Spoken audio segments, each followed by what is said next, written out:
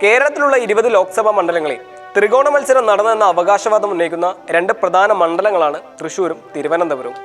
പുറത്തു വന്ന പല സർവേ റിപ്പോർട്ടുകളും BJPക്ക് അനുകൂലമാണെങ്കിലും മറ്റു ഇരു മുന്നണിക്കും വലിയ പ്രതീക്ഷ തന്നെ മുന്നോട്ട് വെക്കുന്നുണ്ട്. അതുകൊണ്ട് തന്നെ 2024 തെരഞ്ഞെടുപ്പ് ഫലം പുറത്തു വരുമ്പോൾ സാംസ്കാരിക നഗരവും തലസ്ഥാന നഗരവും ഏത് മുന്നണി പിടിച്ചെടുക്കുമെന്ന ആകാംക്ഷയുണ്ട്. BJPക്ക് കേരളത്തിലുള്ള 2 A ക്ലാസ് മണ്ഡലങ്ങളായിരുന്നു തൃശ്ശൂരും തിരുവനന്തപുരവും. അതിനാൽ ഈ 2 സീറ്റ് പിടിക്കാനുള്ള വിവിധ പ്രചരണങ്ങളായിരുന്നു ഈ 2 മണ്ഡലങ്ങളിലും BJP ഉപയോഗിച്ചതും. ഭൂരിപക്ഷ വോട്ടുകൾ പെട്ടിയിലാക്കുക എന്നതിലുപരി ന്യൂനപക്ഷ വോട്ടുകൾ ഭിന്നിപ്പിക്കുക എന്ന തന്ത്രമായിരുന്നു ഈ 2 മണ്ഡലങ്ങളിൽ BJP പ്രയോഗിച്ചതും. തൃശ്ശൂരിൽ BJP ജയിക്കുമെന്ന അവകാശവാദം ഉന്നയിക്കാനുള്ള പ്രധാന കാരണം സ്ത്രീ വോട്ടർമാർ തുണച്ചതും പുതിയതായി 50,000 വോട്ടർമാരെ വോട്ടർ പട്ടികയിൽ ചേർത്തതുമാണ്.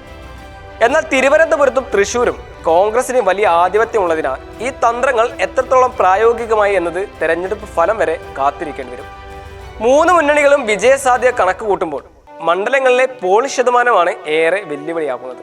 2 മണ്ഡലങ്ങളിലെ സ്ഥാനാർത്ഥികളും ശക്തരായതുകൊണ്ട് വിജയസാധ്യത ആർക്കെന്ന് മുൻകൂട്ടി പ്രവചിക്കാനും സാധിക്കുന്നില്ല.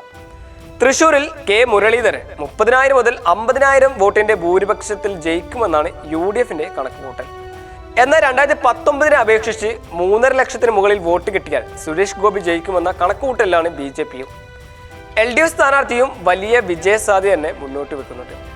2019 തെരഞ്ഞെടുപ്പിൽ തിരുവനന്തപുരം ലോക്സഭാ മണ്ഡലത്തിൽ 3,16,000 വോട്ട് നേടിയ BJP ഇത്തവണ 4 ലക്ഷത്തിന് മുകളിൽ വോട്ട് നേടിയാൽ വിജയിക്കുമെന്ന പ്രതീക്ഷയും മുന്നോട്ട് വെക്കുന്നുണ്ട്. എന്നാൽ സിറ്റി MP ആയ ശശി തരൂരും ജനപ്രിയ സ്ഥാനാർത്ഥിയായ പന്നൻ രവീന്ദ്രനും BJPക്ക് അവരുടെ വലിയ വിജയസാധ്യതയ്ക്ക് ഏറെ വെല്ലുവിളിയാവുന്നുണ്ട്. C news, Kozhikode.